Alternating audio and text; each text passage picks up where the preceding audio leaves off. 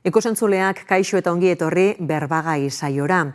Mundu ulertu aldatu ahal izateko izenburupean 4 saioko hitzaldi ziklo antolatu dute Mundukidek eta Harremanek elkarlanean. Mundukideko kide Beñat Arzabunek gidatuko ditu saioak eta bera izango dugu gurean gaur gonbidatu.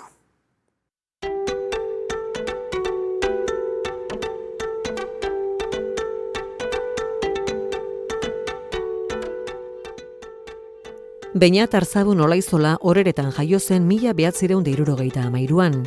Ingenieritza ikasketak egin zituen Mondragon Unibertsitatean eta Fagor Automotionen aritu zen lanean bere bizitza lankidetzara bideratu aurretik.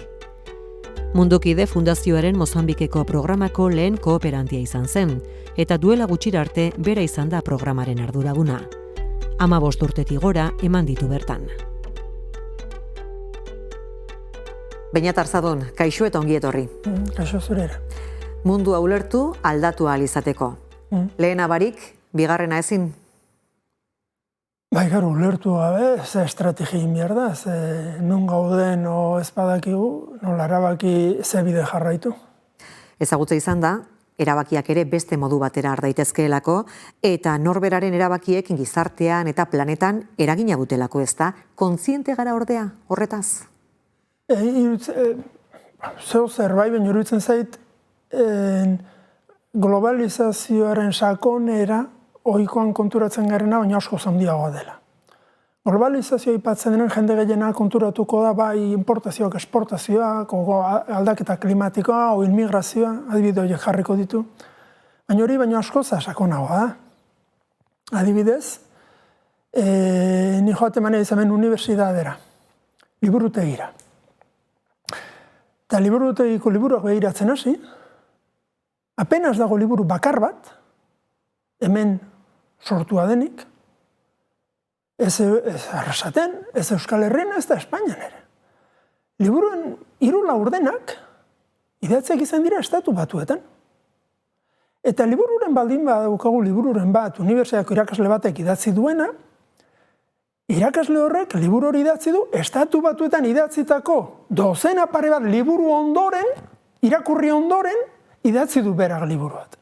Ideietan, musika eta aipatu da, baina ideietan ez gara konturatu ere egiten, zenbateraino nazioartekoak diran ideiak. Edo beste adibidea. Aipatzen dugu tomate kilometro zero. Bale? Traktoria Holandakoa. Gasolina Arabia Saudikoa. Fertilizantea Rusiakoa. Langilea Kolombiakoa. Tomatea saltzen duen saltzailea Bangladesekoa. Eta tomate kilometro zero. Ohikoan konturatzen garena, baina askoz ez ere sakonagoa da globalizazioa. Askoz ez ere sakonagoa. Eta mundua interkonektatua ere badago eta leku batean gertatzen denak bestean eragina dauka. Globalizazioarekin hori esan nahi dute, munduko alde desberdinak gauza materialetan, ideatan, inguru giroan, ze puntuteraino sakon lotuta dauden, zeo zer konturatzen gara, baina ustut gehiengoa konturatzen gara, baina sakonagoa dela oraindik. Kritiko zara gaur egungo egoerarekin munduaren ulermena distorsionatuta dagoela diozu. Bai, ni susma dut, ni Mozambiketik ere hemen esaten zienak eta entzuten ditunen askotan nahiko zur eta lur, gelditzen nintzen. Eta bai, susma dut, debateak bihurtu diala eritzi asko dago, ideologia asko eta eritzi asko. Eta aurrera pauso gutxi debatetan, oinarri sendori gabeko debateak dialako. Nik uste dut eta zuk uste duzu, hola ezkoa zinora. Eta zerk eraman zaituzte, hitzaldi ziklo antolatzera? Horretxek uste dugu, gure helburua garapenerako lankidetzen eta munduko miseriarekin bukatzen, miseri hori gainditzea da. Eta hortarako beharrezkoa dugu gure gizartearen munduaren ulermen arrazoizko bat edo sendo xamar bat egotea, iruditzen zaigu ez dagoela, proposatu duguna da, nolabait saio batzuk, metodo bat, elkarrekin ulermen hori eraikitzen joateko. Datuetan oinarritutako metodo bat. Bai, Metodoaren oinarria zera da. Bruto esango dugu, neri zure iritzia plin, eta zure neri iritzia plin. Iritziak ematen hasi baino, egin ditzagun galderak. Bedoz, aldaketa klimatiko dela, migrazioa dela, generoa dela, miseria dela, aberastasuna dela, desberdintasunak diala, importazioak, esportazioak direla, egin ditzagun galderak. Eta galdera egiten duenak ardura du pentsatzeko ze datu bilatu behar genuken galdera horri erantzuna emateko. Googlean handia egina daukagu datuak batutzen, behiratuko ditugu datuak eta hortik saiatuko gen galderei erantzuten. Eta horrela saiatuko gen pausoz pauso munduaren ulermen bat eraikitzen. Hori da asmoa. Metodologi hori oinarri hartuta, lau saioko hitzaldi ziklo antolatu duzue, mundua ulertzeko ariketa horretarako, eta lau ardatz aukeratu dituzue, aberastasuna, osasuna, ezberdintasuna eta pobrezia. Zergatik horiek eta ez beste batzuk? Bueno, aitzaki behar dira nola bat, zereti saioak oso libre lehenengo egin dugu, eta burrengoak ere oso libre izango dira. Pixkat galderak nondik atera handik joko dugu. Osasunakin ziurrezko, hezkuntza ere ikusiko dugu, beste interesen bat badego, beste bat ere nahiko libre izango da zentzu horretan. Guk orain hartin ditugun azterketatan, gai nagusiak pixkat zeintzuk ikusten ditugu. Ikusten dugu bat, aberastasun eta pobrezia ekonomikoarena, beste bat osasuna, beste bat hezkuntza, beste bat gobernantza. Gobernantza dela gobernuen ustelkeria, dela demokrazia, dela eskubide zibilak, olako gaiak, beste bat desberdintasuna o desberdinkeria, bai geografikoa, bai ekonomikoa, bai emakume eta gizonen artekoa, beste gai potol bat elikadura izaten da. Orduan, gai mordoska dago, ezin genitun 12 saio egin, 4 hartu ditugu, gai horiek jarri ditugu, baina nahiko libre da parte hartzaien interesen arauera batera o bestera joateko. Edozein kasutan eta programari jarraituz aberastasunaren gaia, jorratu duzu lehendabiziko saioan, lehen saio hori egin duzue gainera, zer moduz joan da, piztu du interesa? Bueno, parte hartu zutenek esan behar lukete, zer moduz joan dan, nik esan dezaketena pixkat nola hain genuen edo, aipatu bezala, galdera nagusia izan duzen lehenengo saiokoa, nola erabakiko genuke nordan aberatsa eta nordan behartsua munduan. Zerri begiratuko genioke. Lehen esan duen, eritziak ematen hasi beran, zerri begiratuko genioke. Eta aterazian, osasuna eta bizitxaropena, heziketa, baliabide ekonomikoak, gauza nagusi bezala edo, horiek aterazian, horiekin, jarraitzen dugu beste galdereiken. Baliabide ekonomikoa. Eta zerri begiratuko genioke, baliabide ekonomikotan zeinek asko eta zeinek gutxi duen jakiteko. Eta, biztanleko barne produktu gordina, edo batazbesteko soldata, edo zenbateko langabezia edo lana dagon. Nortik jarraitzen du, eta daturi nun aurkituko dugu. Eta gu dagoeneko, kolekzio handia eginda daukago datuena. Datu mordoska dago gaur egun munduan, gauza askori buruzko datuak badaude. Guk datu horiek bilduta dauzkagu, eta hantxe, zuzenean, ez da guk preparatuta dagula eta hasten gea diapositibak erakusten. Galderak sortzen ditugu, eta zuzenean, ez da, hortar guzti dut, badaukagula datua. Eta joan, eta begiratzen dugu. Zer dagoen eta zer ez dagoen. Adibidez, momentu baten atera zen, igual dirua da hobeto bizitzeko. Eta nola neurtuko dugu, hobeto bizitzea zer den? Persona lasai eta gustora egote.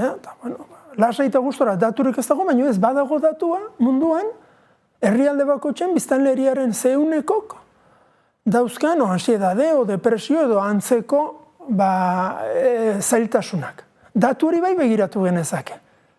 Gu zutanik debatitzen hastea, diru gehiagin zoriontsu gehan edo ez, nahiko debate antzua da.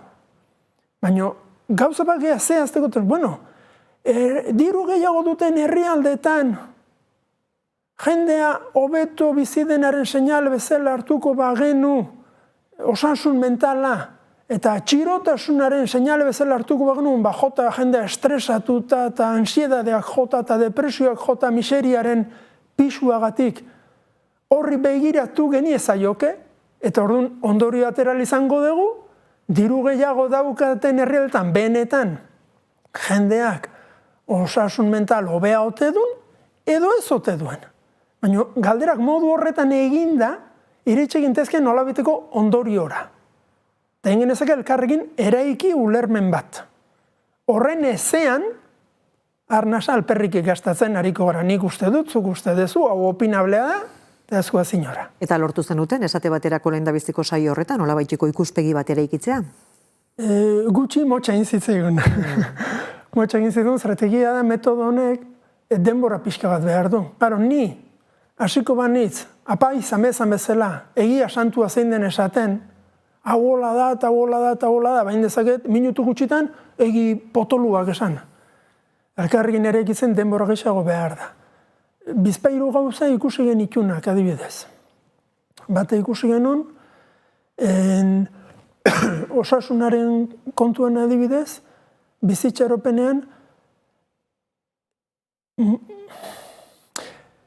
hemen gizartean askotan bada pertzepzioa, seguntan nor Gibraltarretik bera o Ebrotik bera, dana miseria dela munduan. Eta horregatik etortzen dela jende, dana miseria eta pobrezia eta ezintasuna delago. Eta ikusi genuen urrutetik ere ez dela, hola? Ikusi genuen, gaur egun mundu herrialde aberatsetan, mendebaldeko Europan eta estatuetutan eta Japonen eta 80 urteteko bizitxaropena dugu, baina gainontzeko munduaren gehienean, Marruekosen, Kolonbian, Rumanian, Txinan, Indonesian, 70 urte pasako bizitxaropena dagoela. Hori ez da, 70 urteko bizitxaropena gizarte batean, oso gauza razonablea da, hori genuen guk hemen oin dela 15 urte. Munduan berriz, azken, bai, badago, Sahara azpiko Afrika, eta Asia hegoaldeko, Bangladesh, India, Pakistan, Afganistan, hor jende mordoska bat, hor bai, bizimodua zaila dela, eta leku askotan 60 urtetik berako bizitxaropena dela. Bai ikus genuen, ez dela gu klase media eta beste denak miserberak, ez, gu oso goian gaude, munduaren gehiengoa. Nahiko txukun dago bizitxaropenari dagokionean, beste aldagi batzuk ikusi beharko da, baina Sahara azpiko Afrika da, oraindik egoera zailean dagoena nagusiki. Holako gauza batzuk bai ikustera iritsi ginen. Hori eta besterik, aipatzeko modukorik, ikusi zenuten beste zerbait? Bestea da, adibidez, bizitxaropena eta biztanleko barne produktu gordina alderatzen dituzunean, alegia, jartzen duzu grafika baten, herrialde bakotxak biztanleko zenbateko ekonomia tamaina dun, behartsonetik aberatzenera, eta herrialde bakotxak biztanleko ze bizitxaropen dun. Eta gu gehienok pentsatuko genuke, intuizioa litzateke, ordun da aberatsago, ordun da luzeago bizi. Diruak horretarako ere balio duelago, ospitalak eta mediku gehiago, eta makina modernoguak, eta izateko. Ez dago horren garbi. Alegia. Ikergarrizko miseriatik, pixka bat hobea gotzeak, bizitxaropenan hobekuntza oso nabarmena dakar. Biztanleko urtean, biztanleko $500 bakarrik ekonomiaren tamaina, ez jendeak poltsikoan, gure ekonomiaren tamaina, erosamen baliokidean, 40.000 euro pasakoa da biztanleko. Hori da gure ekonomiaren tamaina, Euskal Herrin. 500 daudenak, 500-etik 1.500 iota, igual 10 urte luzatzen da bizitxaropena. Miseria gorrienetik zerbait edukitzera, diferentzia itzela du. 2.000-etik 10-15.000 igotzea, oendikan itzen du diferentzia desente.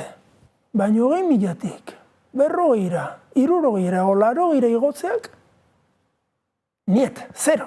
Inungo eraginik ez bizitxaropenan. Horren galdera sortzen da. Eta guk zertan erabiltzen ote dugu gure ekonomiaren erdia edo gehiago. Zertiko lehenengo erenak, gure kasuan, Euskal Herriko kasuan, lehenengo erenak, erdilak, igual bai balio du, bizi baldintza batzuk eta edukitzeko, bizi luze bat edukitzen albidetzen diguna. Baina lehenengo erena edo erdila baino gehiago ez. Eta bestia, hori da, urrengo saiotarako, erantzuta lortza dugun, bestearekin ze arraio egiten ote dugun. Hori da ikusi dugun beste gauzetako bat. Eta zer uste duzu, egin beharko genukela horrekin? Etorri, urrengo saiotara, joango geha aztertzen, eta gauzagien aurkitzeko ze egiten ote dugun diru guzti horrekin. Zerretik, badaude herrialdeak, gu daukagun ekonomiaren erdila baino gutxiago edukita, ia gure bizitxaropen berdina dutenak. Gure ekonomiaren erdila baino gutxiago edukita, ia gure bizitxaropen berdina duten herrialdeak badaude. Gusko du, bilatu inbiarko dugu, ze egiten dugun diferente batzuk eta besteak. Otsaiaren 23an izango da, bigarren saio hori osasunaren gainekoa kasu horretan, eta hor besteak beste bizi itxaropena izango duzu hizketagai, beraz, zenion moduan, lehendabizikoan jorratutakoei jarraipena segida emateko moduan izango zarete. Zenbat gastatzen da osasunean eta non dago hobetzeko gehien? Hori, ez dait behiratu. Ni aurreratu diezazuketena, datuak badauzkagula, biztanleko ekonomiaren tamaina zenbatekoa den, baina badaukagu datore biztanleko osasunean zenbat gastatzen den, herrialde bakotxean, hori badakigu. Badakigu herrialde bakotxean bizitxaropen osoa zenbatekoa den, baina badakigu ere herrialde bakotxean bizitxaropen osasuntsua, gaixotasun kronikori gabekoa hori ere neurtuta dago, nazioarteko osasun erakundeak hori neurtuta dago, hori ere badaukagu. Badaukagu herrialde bakotxean 1000 biztanleko zenbat mediko dauden, zenbat erizain dauden, zenbat ospitaloe dauden. Datu mordoska bat badaukagu. Horiek dira aztertuko ditugunak eta ikusko dugu, ze ondorio atera litzeken hortiken. Edozein kasutan baina eta aipatu duzu, ezta? Zuek erabiliko duzuen metodologia datuetan oinarritua izango dela. Gaur egun informazioa, datuak asko aurki ditzakegu, kontua da nola bermatu horien fidagarritasuna. Hori ere badago. Bueno, datuekin guk hemen unibertsitatean, Arrasate Unibertsitatean ingenieritzan hautazko bat iken dago. Eta holako gauzak lantzen ditugu bertako ikasleekin. Eta datuekin bizpairu gauza daude kontuten hartzeko, baina ez da horren gauza komplikatu. Lehenengoa da, mundu mailako bilatu erdia datuak mundu mailakoak. Herrialde guztietarako ez bada, herrialde gehienetarako datua badaukazunakoa. Bigarna bilatu erdia datuak aldela denbora segida luzeak dauzkazunakoak. Badakizula datu horrek ze bilakaera izan duen azkeneko 30 urteetan, azkeneko 50, 60 urteetan. 1950etik atzeragokoak herrialde askotrako ez daude, gehienak koloniak zirelako. Baina 1950etik ona, munduko herrialde gehienen datuak badude hainbat aldagaitan, aldagai mordoska baten. Zu bilatzen badituzu datuak. Herrialde gehienetarako baduzunekoa. Eta segida luzea duzunekoa, fidagarri xamarra izango da. Zerrekin eduki behar da kontu handia? Komunide bakebideetan askotan egiten dana. Hasi, datu ematen eta langabezia eta azkeneko 3 hilabetetan langabeziak ze bilakaera eduki duen. Sentitzen dut, baina horrek deustarako ez du balio. Esai dezu gutxinez, langabeziak azkeneko 25 urtetan ze bilakaera izan. Nik azkeneko 25 urtetako grafika ikusita ulertu izango dut, hilabete honetako langabezia asko edo gutxi den. Baina komunikabidetan egin oidan bezala. Esaten bada, langabezia 8% da eta 3 dezima handitu da joan den hilabete ezkero, ez dit deus esaten horrek. Ez baldin bada, leku askotakoa eta segida luze bateko ematen, hor dago arriskua. Ematen delako datu bat. Baina datua, eman behar litzateke, leku asko eta epe luze xamar bateko. Eta hori egiten bada, iritsi gintezke ondorioren batetara, baina hori egin zen, eta komunikabidek etengabe egiten dezute hori, datu bat ematea, zenbat txakur dauden arrasaten, saidazu, Europako herri dan, herri bakotxan zenbat txakur dauden. Zenbat txakur dauden, egon dian azkeneko 25 urtetan, eta hola ikusko dut, asko edo gutxi edo zerbait, baina oain zenbat txakur dauden esan da, ni zer dakit, hori asko den o gutxi den. Zuk esan dako horrek Beñat sekulako lanketa eskatzen du eta azkar eta berehala, atzorako bada hobe izan ohi da gurean eta Hortxe gure zailtasunak. Eta hortik gero, oinarririk gabeko eriziak barra, eta kolokioa, eta debatea, eta ez dakiz zer, baina oinarririk gabeak. Alperrik arnasa gastatzen. Tira, 3. saioan ezberdintasuna izango duzu da, 3. saio hori martxoaren 9 izango da. Zeintzuk dira ezberdintasunaren ondorioak? Gatazka, migrazioa, zer ekartzen ditu horrek? Bueno, horiek dira hipotesiak. Ingo ditugun, beti abia puntua hipotesiak egitea. Lehenengo behiratu erko duna, desberdintasuna zerri deituko dugu desberdintasuna, ze arlotan behiratuko dugu. Ekonomikoan bakarrik, zarete desberdintasun klase asko litezke, izan litzeke ekonomiko, izan litzeke osasun mailarena, izan litzeke elikadoran, izan litzeke gobernantzan, izan litzeke botere ideologikoan, lehen osan dudana liburuena.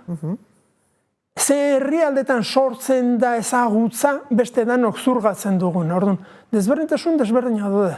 Hori da, lehenengo hori argitza izango da. Gero izango da, horrek zandorio posible ditu. Pentsak nezake, igual sortzen du gatazka fisikoa, violentzia. Igual sortuko du migrazioak, igual sortuko du, holako hipotesiak egin, eta hortikan abiatuko, ea zer aurkitzen dugun. Eta 4. saioa, zikloa izteko, pobreziari eskenia izango da, martxoaren 23ko saioa izango da hori, zenbatekoa eta nolakoa da nazioarteko laguntza? Kritiko zara horrekin ere? Kritiko oso gutxi da. Oso gutxi da, hori saio horietatik aparte, guk lehen gurtian uste dut, aurrekoan, 24an, estimazio genuen Euskal Herri mailan, garapenerako lankidetzarako biztanleko zenbateko baliabideak jartzen dian, bai publikoak eta bai norbanakoenak, pribatuenak.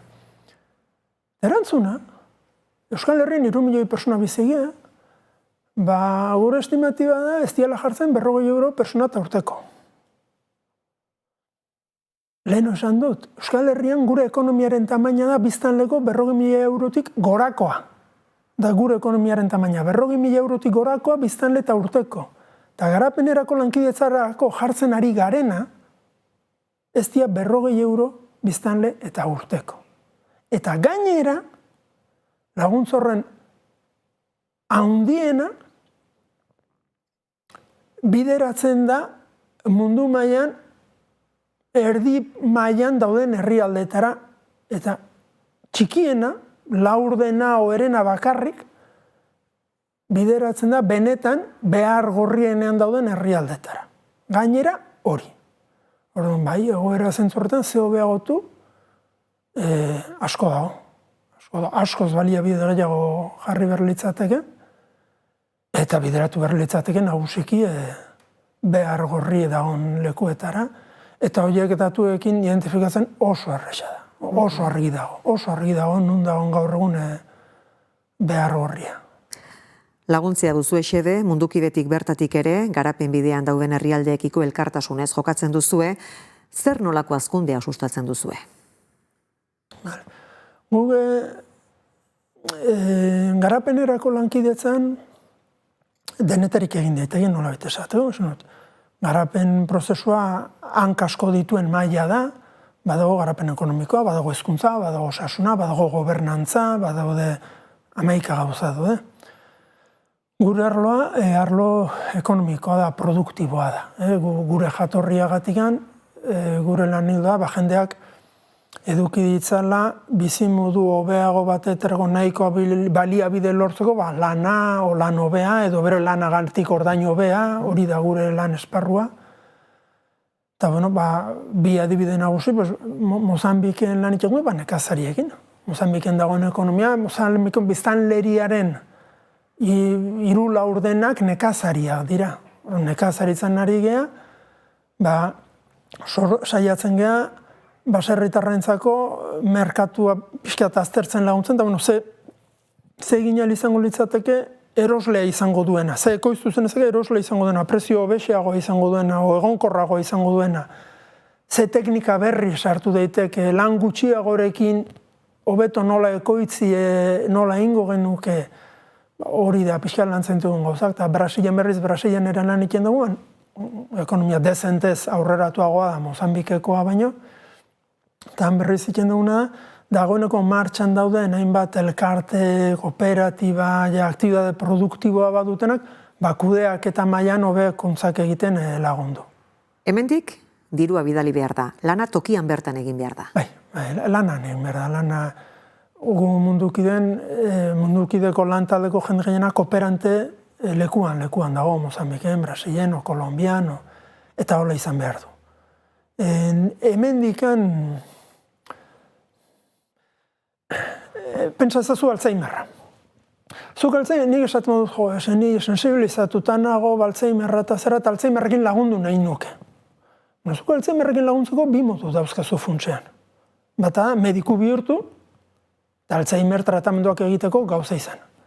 Eta besta da, dirua jarri, medikuak egon daitezen Alzheimerra tratatzen dutenak. Zuetzea afizionatu bezala hasten, zure eritzi ematen Alzheimerra nola tratatu behar litzateken, o nola ikertu horren sendagaian nun aurkitu, lankidetzan gauza bera da. Behar da, lankidetzako lana nolait lanbide bezala, espezializazio bezala, serio hartuko duen persona, eta horrek anegon behar du, gaxoarekin batera, eta bero egon behar du, dirua jartzen duena, mediku hori existitua aldadin, eta ospitale hori existitua aldadin, bai? Garapenerako lankidetza handik egin behar da. Eta behar da jendean, eta behar dia baliabideak han. Hemendikan bi aukera dia. O hartu eta ikasitzen zu, eta joateko prestaude, eta mediku sartzen zea, edo itzen zu dirua jarri, medikuak existitu ditezen. Mundu mailako egungo egoera kontuan izanik, ze etorkizun, aurre ikus dezakegu? Etorkizuna guk egiten dugu izango da.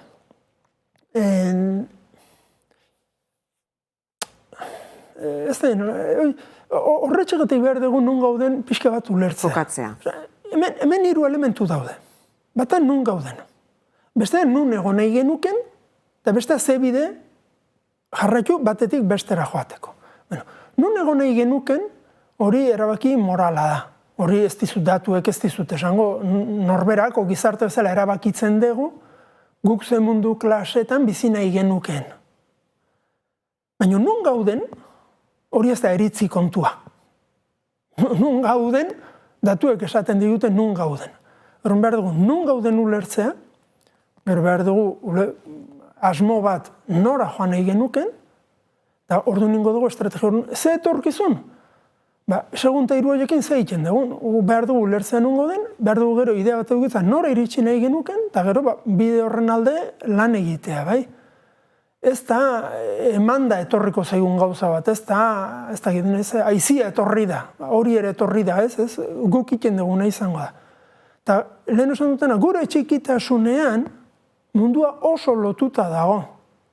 Orduan, lehen horren oizpatxe hemen bertan zure ginezietan aipatzen genuen. Euskal Herriko biztanle bakotxak urtean isurtzen ditugu atmosferara segunta nola neurtzen den 6-8 tonela da CO2. Mozambikeko jendiak ez du tonela erdi isurtzen urtean. Baina zikloiak ugaritzen anaidia.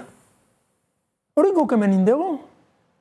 Gure egunero gauzak antolatzeko eran guk egiten dugu hori. Gauzak oso lotuta daude eta gure esku dago gauzak modu batera egin, o bestera egin. Beñat Arzadun, eskertzen dizugu bisita, hurrengo batera arte. Mi esker zuei.